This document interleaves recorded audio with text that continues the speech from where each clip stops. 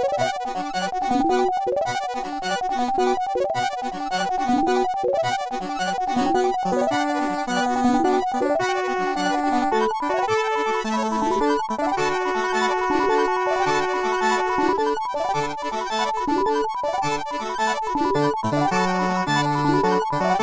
back, everyone, to Action Reaction with me, Zane Simon, and my co-host, Troy O'Diamond.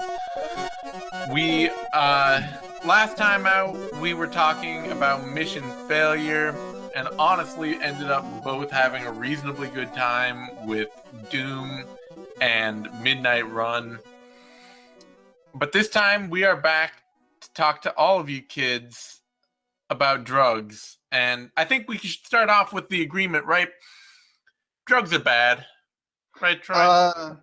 I don't want to go on record saying I try to avoid value judgments. Okay. Well, as we're a fucking family show here. Yeah, absolutely. That's a modifier. Yeah.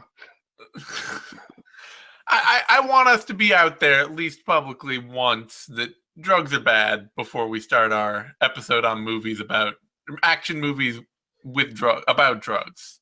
I will say nobody should take any drugs that are prescriptions they're allergic to. Yeah, that is a good basic disclaimer, Troy. Thanks for coming out strong on that one. Don't take drugs that will kill you from the start. That's a good place for everyone to start. Or give you hives that are really itchy. Or give you hives that are really itchy, yes. But no, it's a good theme for the show. I mean, there's been, decades of people talking about a war on drugs. There should be some action movies with wars and drugs, right? It's true. We've talked already about RoboCop. I could have selected The Lineup, one of my favorite action movies, or another of my favorites that I kind of feel like I should have selected now in hindsight, having gone through and watched and taken all the notes on the movie I did want to watch for this, Dragons Forever. But I didn't end up with either of those, and because there is a lot of choice, there's plenty of choice out there for wars, for action movies about drugs, because there's a lot of crime movies about drugs. Drugs are all over when examining the criminal element, and action movies are usually about heroes battling the criminal element. So really kind of spoiled for choice on this one. Yeah, it's a deep well, and we could both bring something really interesting to this. But before we get to our movies, we do have a sponsor for this show, Zane.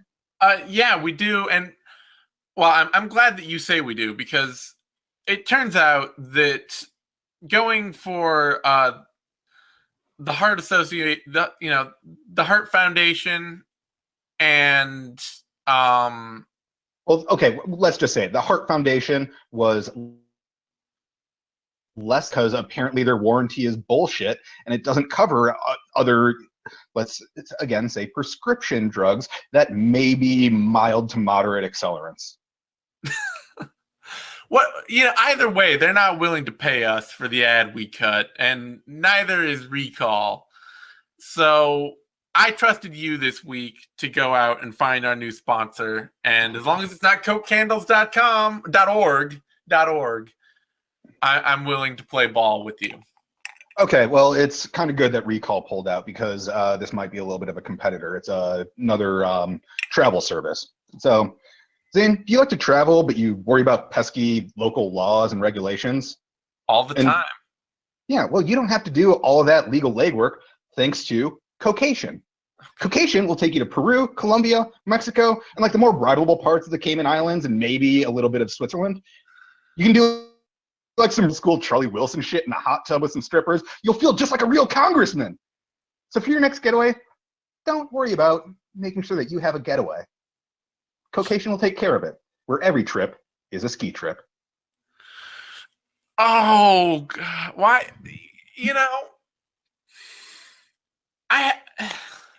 You gave me one rule. I gave you one rule. I need to give you more rules. I need to give you more rules. I do not want to end up on the end of emails asking me about my association with Caucasian. Well, I mean, people can just go to their website. It's very informative. Peru up to 2 grams, Colombia up to 1 gram, Mexico half a gram. That's all legal to carry. Oh God. Cayman Islands is a little sketchy. Switzerland is mostly like doesn't enforce it. Okay. So moving right along into our movie choices this week, Troy, what have you brought to the table? Well, I figured after like you legitimately enjoyed watching Doom, I wanted to go for something that was kind of in the same genre.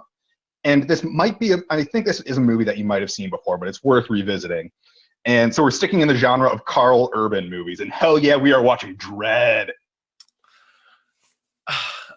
Okay, I'm not going to pretend that I'm especially hesitant about Dredd because everybody I know likes Dredd. Because it's literally good as hell. Everybody I know, Yep. except me. So I'm interested. I need to have Dredd repitched at me because all I remember is slow motion and that chick from Game of Thrones in like a really weird role. We can talk about whether it's a weird role when we get to that. Okay. Take me through it. I think she's well cast personally, but so we start out. We have a future dystopia. It's mega structures in a mega city. It's called Mega City 1. Something fucked up the world, and now there's just this thing from like New York to DC. It's a giant city, and that's where we're at. And there are dudes getting a lot like just where we are right now. Yeah, well, we also we have to struggle with the urban-rural divide. They got rid of that. They have much easier problems to solve than we do. Oh, okay. Oh, that's good to know. Yeah. It's not just Baltimore. The movie isn't just set in Baltimore. No, this isn't The Wire. Okay. But we do start out with some dudes getting high in a car and shooting guns at Dredd, who's on a motorcycle. So it is a little like The Wire. It's a little bit like The Wire. And long story short, some people die, Dredd doesn't, and a guy takes a hostage, and Dredd sentences him to death because he's a judge, and that's what he does. And he shoots a flare right into the guy's head and lights up his face like a goddamn jack-o'-lantern. So I got a quick question to ask. I've seen the Sylvester Stallone Dredd, Judge Dredd, right. And I've even seen like a version of it with Rob Schneider completely cut out of the movie, which improved the movie a great deal. As it does with every movie with Rob Schneider in it, including his leading roles. Yeah. Pretty much anything that, you do Deuce Bigalow, Male Gigolo without Rob Schneider, and you might have an okay movie. Yeah, you got a good comedy short. So my question is, do you feel like there's a Dredd canon to work off of, or do you feel like this is a whole recreation of Dredd? It's a reboot. They're really going back to the comics. They're taking it from the source. Okay, because I wouldn't be sad if it were a spin-off of the 90s Judge Dredd, which I almost don't hate while still really hating. Yeah. And just real quick, because you reminded me of this. They're still looking into this, but there's a band with some people who do video editing who are looking to do, since we just talked about cutting Rob Schneider out of Rob Schneider movies, they're looking to do a version of The Mask where they cut out every scene where Jim Carrey wears the mask to see if it still holds up. It's either the Menzingers or one of their opening bands. It's an honorable mission that if any of our listeners want to get in touch with them and help, I want to watch that. I would actually watch a version of The Mask that had every Jim Carrey wearing the mask scene cut out of it. It's so good. It feels very much like a Garfield minus Garfield project. Yeah, exactly. I get the feeling it would look a little bit like Liar Liar. Anyways, back to Dredd. So this is a little bit like Looper, where we got some mild X-Men shit going on, where Dredd's new sidekick has like some mind control and elation powers. So like she basically got all the parts of Xavier that Looper Baby Hitler didn't get. And so this is like her final test that she isn't supposed to be getting, but Judge Professor X sounds good as hell. So they're giving her a shot. She's going to do a day in the life of Dredd, like arresting people, sentencing people, killing people if that's the judgment rendered. Because that's the good shit. Basically, she's on an internship. Pretty much, yeah. Or I get like training day. Okay. But with psychic and just outstanding Carl Urban performance. That might have improved training day, frankly. Yeah, I mean, Ethan Hawke, not known for his dramatic chops. He has his moments, but lately, I mean, I can't even remember the last Ethan Hawke movie, so that's all fair. Was he standing on a desk yelling, "Okay, Captain"? That's the last one I remember. I just saw him in Before Sunrise, which I really don't think is applicable at all here. Okay. So anyways, I know you've seen this because you've seen the movie, but for our audience, have you ever seen Lena Headey getting high in a bathtub? Because, if you want to see that, it happens in this movie. And like Zane said, there is some slow-mo, but he left out there's like some really colorful like HDR effects going on. And this hauntingly beautiful soundtrack that could be like the shit mermaids sang to lure Odysseus' dumbass men to their own grisly murders. And that's all the scenes when people are high on this drug. It's amazing. Oh, it's gorgeous. Oh, see, now you've just reminded me too that you need to see The Lure, but that's a whole, when you're talking about like psychedelic mermaids seducing people, that is actually like, it's a Polish musical about mermaids that eat people. I have literally had that exact trip before. All right. So both Dredd and The Lure are helping make your dreams a reality. Yeah. So we find out Lena Headey, who you know as Game of Thrones lady, she's the crime boss in charge of like this whole giant 200-story building. She's called Mama. Her gang is the Mama clan. And like there are some other people who like step to them and we're like trying to sell drugs there. So they just skin them. They skin the guys. It's really not great. Then they dose them with the drug, which is called slow-mo, which is why everything is in slow motion. So that when they throw these skinned dudes who are still kind of alive off like the 200th story of this building, it's a really long fall for them. So I gotta say, I'm remembering now when you say the Mama and the Mama clan, I can't say that without like being like, oh god, that's such a fucking dumb idea. Do you not feel that in your soul at least a little? I mean, if we're gonna go in on like grown men calling adult women mama, then we're just gonna get into me talking shit about Reagan again. Okay, fair. He called his wife mommy. What the fuck? Maybe he's got a little bit of that, that Pence thing going on. It's weird. I don't know what's wrong with them, but it's clearly a continuation thing. Anyways, I don't mind calling Lena Headey mama because it's a little on the nose, but it gets across. So basically, skin bodies hit the ground. That's what we got. Dredd and the rookie investigating, because that's a crime that they should probably do something about. Yeah, it does feel a bit of a criminal act, although I'm wondering if it's, if they're killing other criminals, is it like kind of a vandalism thing at that point that's more important, or are they really concerned? I mean, Dredd doesn't seem like the dude who's going to be most concerned about criminals killing criminals. Well, no, he is I don't know where exactly he falls on the alignment chart, but it's something. Probably lawful neutral. He doesn't care. Somebody broke the law, and that is unacceptable regardless of the value of that law. So it's like broken windows policing, a little like that. A little bit. They pass a homeless guy, and he could do 3 weeks in the ISO cubes for vagrancy, but they let him go and say, like, don't be here when we come back, because skinned bodies take priority over that. No, that's fair. That's fair. At least it's showing priorities in modern futuristic policing, which Yeah, it's triage policing, basically. yeah. So yeah, their first step of like figuring out where this goes is they're busting up an apartment party looking for the perp, and oh my god, everybody in there is on slow mo. So this whole action scene is in like the HDR slow mo thing because someone's high and it's colorful and bloody, and as soon as a bullet hits a body, the skin ripples, and there's a kind of chubby guy, and he just looks like Preston from Jackass whenever he gets hit by something on the slow mo camera, but ultra colorful, and this again, this beautiful score. It's wonderful. It's fantastic. I am remembering none of this about this movie, so this is very illuminating. Yeah, it's great.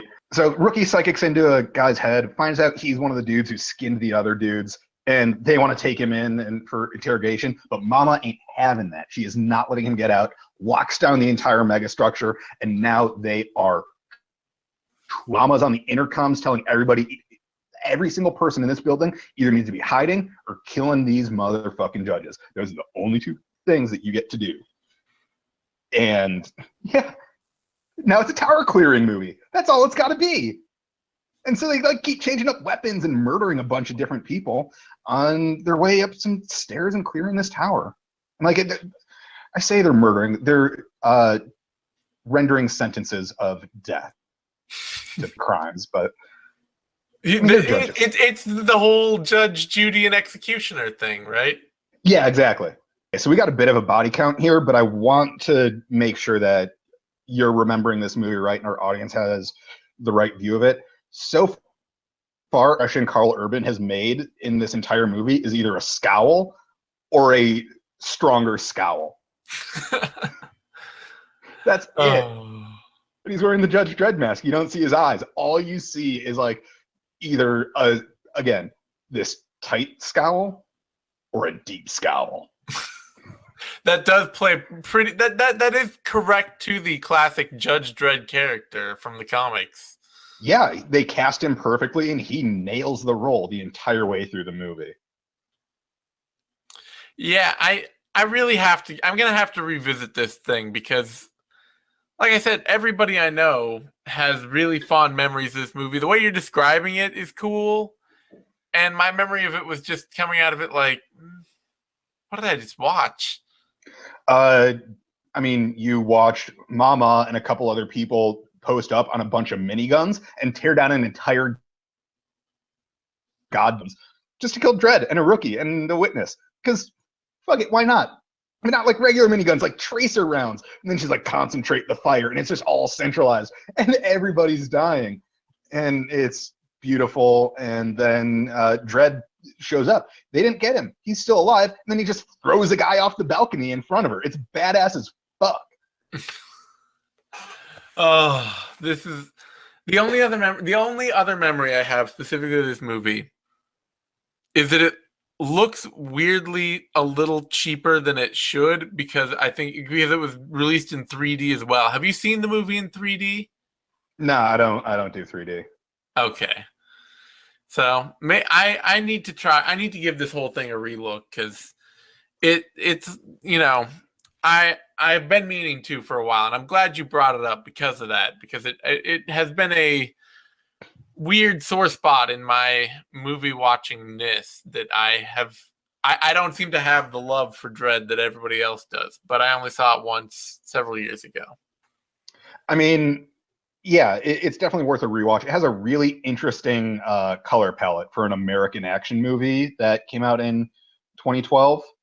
And a lot of it helps really bring out some interesting details. Like, when the rookie is trying to do like some psychic stuff to the perp and, figure out what's going on, he's trying to get in her head with some weird boner fantasy shit. And then she ruins his goddamn brain so hard that he pisses. God. Oh, man. I am in for a trip. That's undoubtedly the case. You really are. And I don't want to spoil the rest of the movie. I'll let you enjoy all the twists and turns of it through the end of it. But I'll just let you know that it ends up with just more people getting thrown off a goddamn roof with window shards sparkling all around them, and it's bright and it's euphoric and wonderful. And as people fall past all their own violent creations in this like glorious slow motion shot, they just fucking splatter on the ground at certain points. So then I have to ask. I've heard I'm there. There's talk that they're making another one now, right? There's been talk that they're making another one for about 3 years.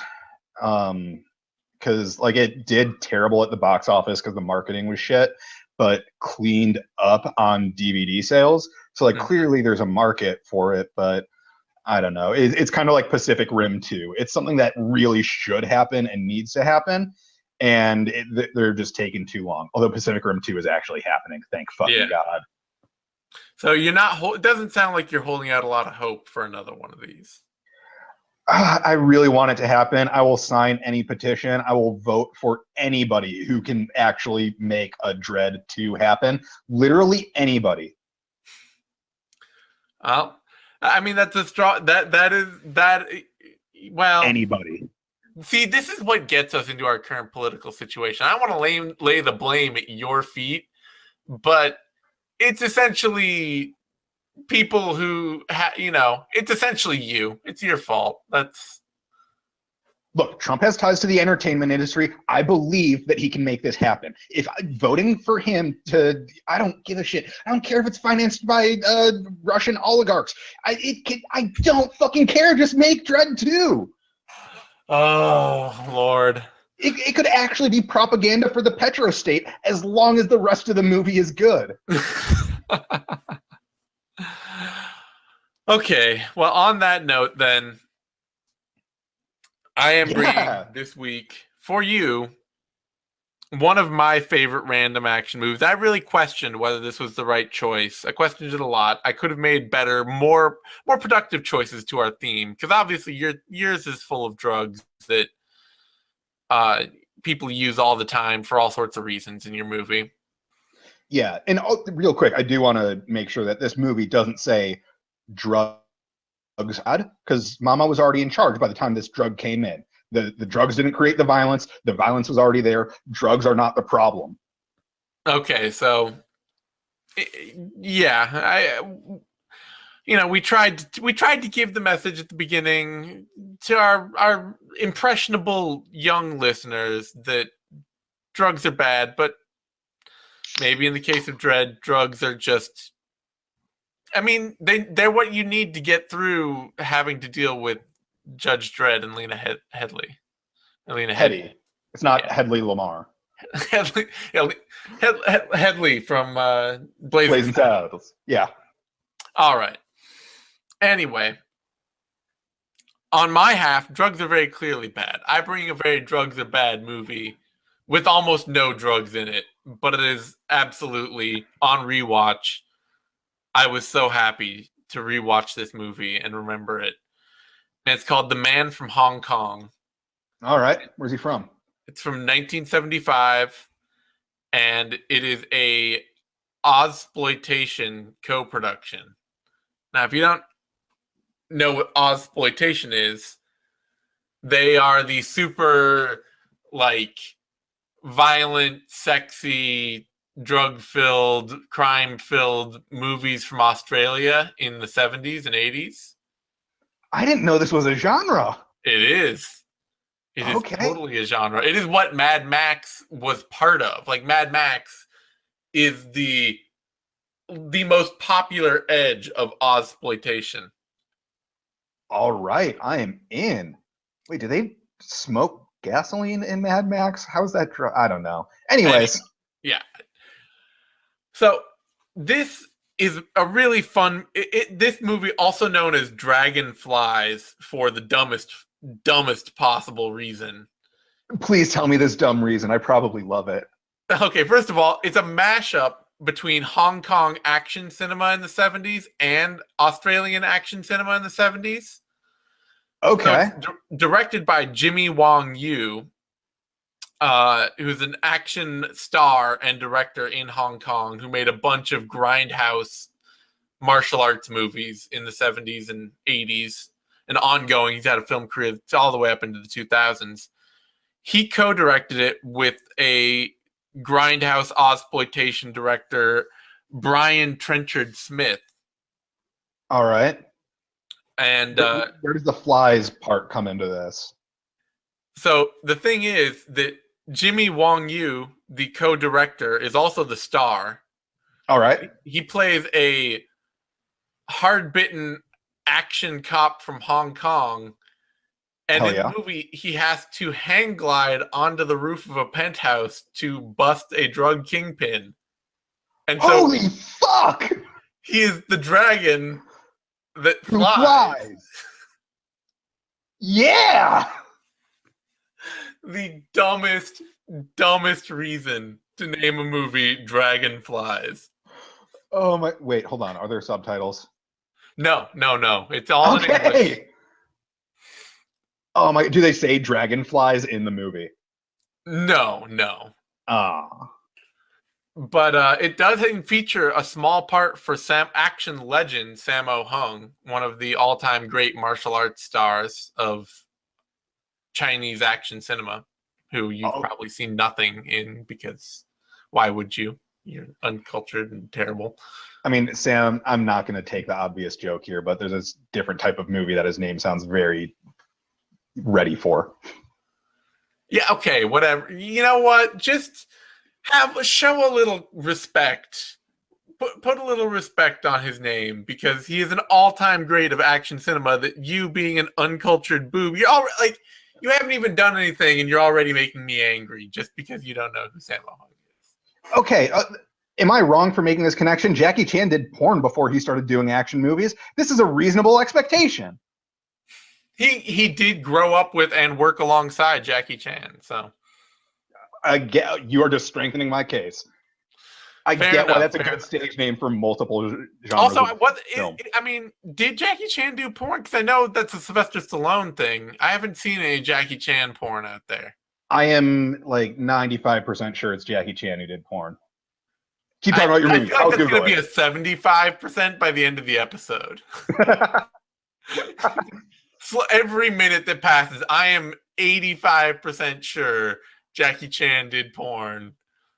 Look, I didn't even say he did porn. I'm like 70% sure. Did Jackie Chan do porn? Top result, Jackie Chan porn from 1975. Oh my lord. China Daily article, Jackie Chan admits to acting in porn movie. Jackie Chan did porn. Oh, okay, fair enough.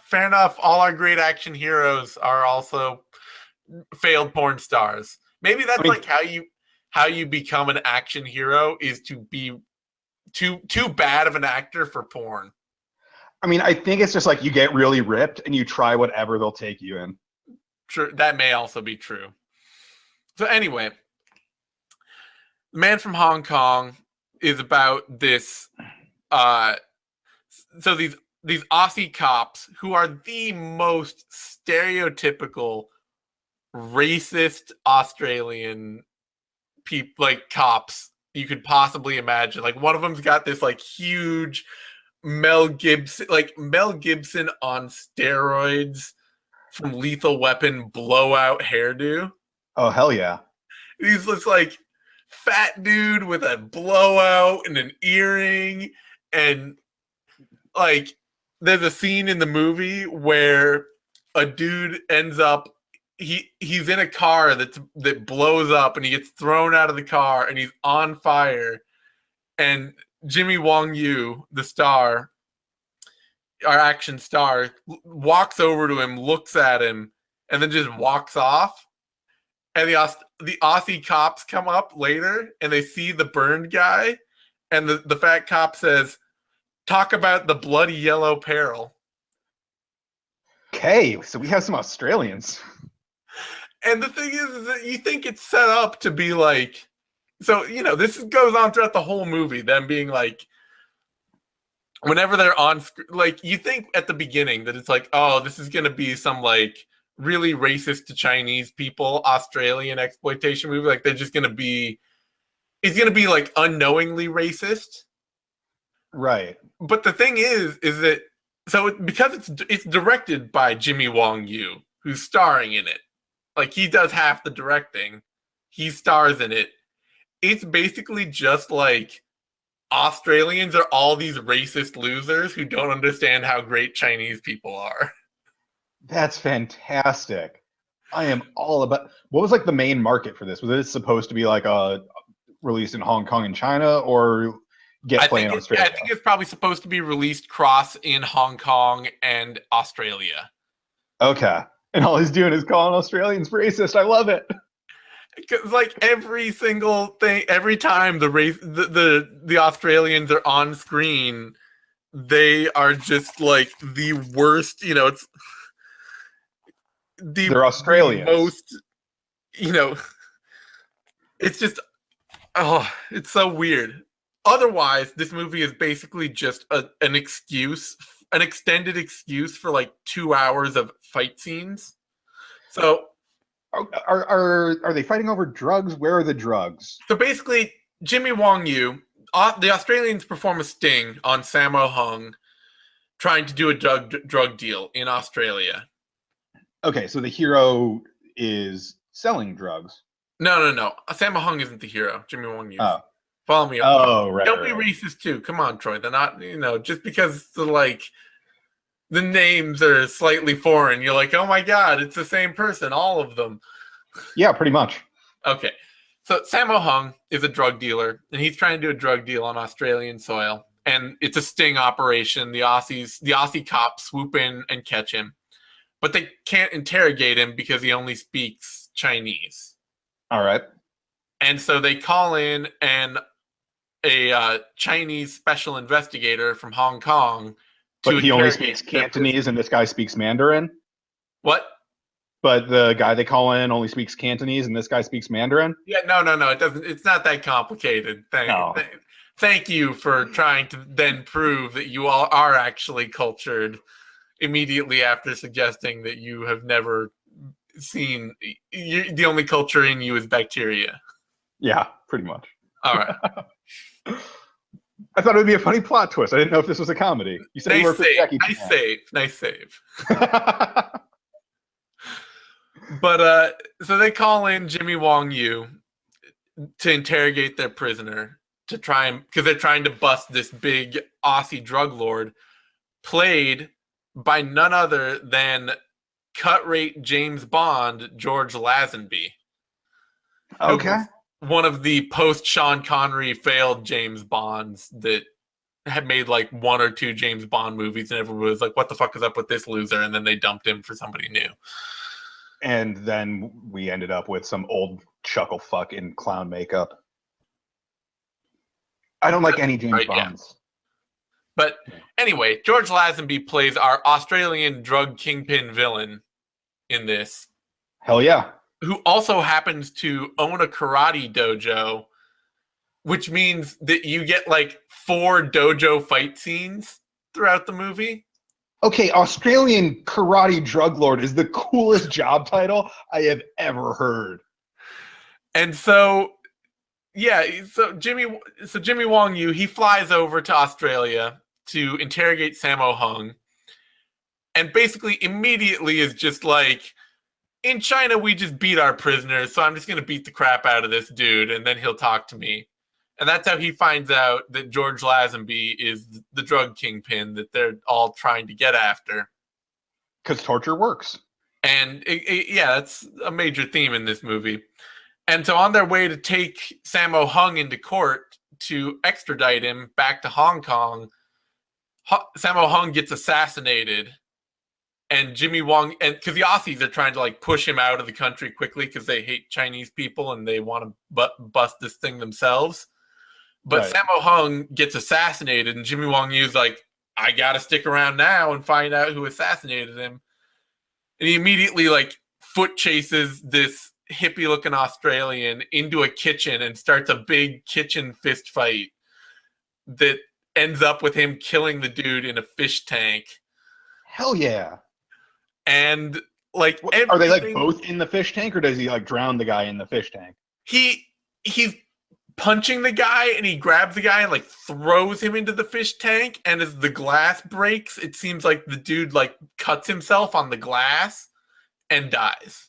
Nice. Because the dude was coming after him with like a meat hook, and at one point he grabs the meat hook and stabs the dude in the stomach with it. And it's just like there are so many random fight scenes in this movie that are just crazy, weirdly violent, because I think it's a lot of it is, as I said, you're mashing together two violent grindhouse scenes, where on the one hand you have this like Aussie ultra realism, what's the movie now? Okay, but real quick, while you're looking into that, I'm having trouble keeping track of these foreign names again. The bad guy was Sam, and the good guy is Jimmy, right? Sammo Hung was the low-level drug dealer that got killed, and he was the dude who got assassinated. The real bad guy is George Lazenby. Got it. Jimmy Okay. Wong Yu is the hero. Sam, Jimmy, and George. I'm going to have a tough time with these. So anyway, you get these like ultra violent exploitation movies. Your Mad Maxes, for instance. I mean, I was trying to remember something else, but whatever. Mad Max, that's a pretty solid example of an ultra violent exploitation movie. And then you had like Jimmy Wong Yu, he's making movies like the one-arm master versus, or the one-arm boxer versus master of the flying guillotine over in Hong Kong. All right. Which is just like the most ridiculous, weird, violent kung fu movies in the 70s. An all-time classic that we may save for a later episode. Was that like the inspiration for Wolf? For inspiration for what? Sharktopus versus Whale Wolf. God. I think that drugs are probably a better inspiration for everything versus Whale Wolf. It's that good Roger Corman shit. Oh, it really, honestly, Roger Corman's lasting legacy is made-for-TV sci-fi movies. Oh, it's fantastic. So, this guy gets assassinated, and you immediately go to this foot chase to a fist fight in a kitchen where he ends up killing this dude. In the middle of this foot chase fist fight, he kicks the dude in the balls, and this is actually in the middle of him beating Sammo Hung. That's right. He kicks Sammo Hung in the balls, and they do a jump cut to a pool break. No. On a pool table. Oh my God. That is like the only thing I can think of that's so on the nose and perfect like that is like some of the cuts Luc Besson did in Lucy. Oh, it's very like where Luc Besson drew a lot of his inspiration. It's just from these like crappy grindhouse horror action movies in the 70s. Hell yeah. So, after the kitchen fight, you immediately go to George Lazenby beating up dudes in his dojo. And then you get like Jimmy Wong Yu goes to visit George Lazenby, and there's a guard on the door and they won't let him through, and Jimmy Wong Yu just walks up and like elbows the dude in the throat. Cool. And like every point where you're the hero of this movie can use way more violence than he should, he does. I like it. So he goes through all these fist fights, he fights like 20 dudes in a dojo at one point, barely escapes, and he jumps onto this van with these two women in it, and they drive him out into the country, and basically like he gets nursed back to health and falls in love with one of them, and it's basically just an excuse for a random sex scene, which the second of two sex scenes, the first of which comes within the first 5 minutes, and they're just like, here's a sex scene. Is Jimmy Wong Yu meets this like woman reporter who knows how to hang glide, and he's just like let me Oh show my you God. how I do it in Hong Kong. And he just bangs her. And that's like your opening to the movie. This sounds like one of my movies. it's, it's, I, you know, I hate to say that we might have crossover taste, but this is one of those movies that just the only reason scenes exist are to get to new action scenes. That's it. So Jimmy Wong Yeah. Yu, he meets this chick after fist fighting everyone in George Lazenby's dojo, and they have sex. But the dudes at the dojo wrote down her license plate number. So once he's nursed back to health and they're going on like a day trip, road trip or something, the gang members find them and they kill her. And then you get like a 15-minute car chase. Cool.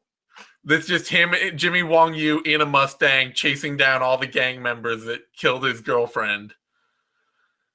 And that leads pretty much straight into the end of the movie, which is him hang gliding onto George Lazenby's penthouse Yes. for an ultimate showdown where he swings down through a window from the outside, like busts through a plate glass window. And George Lazenby knows he's coming, so he's been waiting. He put a machine gun on his desk, waiting for Jimmy Wong Yu to bust in. But then he went and he's like having a drink, and he's just sitting and waiting and pensively drinking. And when Jimmy busts through the window, the machine gun is too far away for him to reach. And so he just ends up like having to fist fight him until he gets to the gun because he's like scrambling madly for the gun that he left too far away from himself. And you get this fist fight. George Lazenby ends up on fire. Good. He should be. Oh, yes. And then at the end, so like I say, every part of this is Jimmy Wong Yu using way more violence than he should for anybody. Disagree. He is hitting exactly the right marks. So he needs to get to like make his case. He needs to get George Lazenby to confess to being a drug kingpin. While he's on fire? So George Lazenby, the fire's been put out at this point. But George Lazenby has a massive walk-in vault full of guns and weapons. Yeah. And Jimmy Wong Yu grabs a grenade out of the vault, sticks it in George Lazenby's mouth, and tapes it to his mouth, and then puts a timer on it for 90 seconds. And he's holding it by the pin, and he says, "Write out a confession, or I'll pull the pin on this." Basically. I've taped a grenade to your mouth. You have to write out a confession, or I'll pull the pin and leave you to die. That seems like a lot of restraint to me. Like that's at least a few steps down from like Denzel in what was it, Man on Fire, Burning Man, whatever. Burning Man, yes, Denzel Washington in Burning Man. Yeah. And so so he writes out the confession, and then a dude who Jimmy Wong Yu was fighting up on the rooftop before he swung into the penthouse, slides down the rope Jimmy used. He sees it, he pulls the pin on the grenade and shoves George Lazenby in his vault and locks it. And then he's like, you just like he beats up the dude who tried to swing in the window, and then you just see him like floating like Jesus, sort of in this in this cross position down his zip line outside to the waiting cops at the bottom, and like, what do you do for an encore in their horrible, in their Australian accents, and then the whole penthouse explodes. Yes, this movie rules. So that's the Man from Hong Kong, and it's barely at all about drugs because he rescues a bag of heroin in the confession. And he's like, I got the confession. And like, you basically have drugs and my reason to go to Australia and beat up everyone. And at the end, it's like, oh, I found the drugs. And that's your drugs movie. Oh my God. That was a trip. You took me on a journey there. It is an amazing movie. And the best thing for me about it is that it's actually pretty well filmed and has an awesome 70s film score. Which type of 70s film score are we talking about here? The like pseudo disco, pseudo funk, sort of weird, like all but like cuts of like 60s folk sort of film score. Okay, this sounds like a mess. I love it. It is a complete mess. And it turns, I don't even know if it's his actual voice. I think it might be because it's too weird to be dubbed. But Jimmy Wong Yu speaks English in this, like, he's this kind of little Chinese dude, but he has this weirdly deep speaking voice in English. So all of his lines are like, you know, he's like, he's a Chinese. I'm a Chinese. Don't worry. Oh man, I am legit excited to watch this movie. I think it'll be doing you a favor for your love of action cinema. I don't even know what to say. Like, if you had just told me, okay, here's a movie where a guy goes to Australia with drugs to fight every Australian, and then, you know, like, start and because he fought everybody. That's all you needed to tell me, and I was sold. But I appreciate every additional detail you gave because I am ready to watch this Chinese dude just kick the shit out of a million Aussies. He definitely fights a dude with a chain knife on the top of an elevator. Okay, so like a knife-sized chainsaw, or what So is? it's like a knife blade on a chain that you swing around. Chain. Okay. Okay, still very cool. Different kind of cool, but still there. Oh, thank God. So I'm wearing sweatpants right now, and thank God that our video chat cuts off around the shoulders. Oh Lord.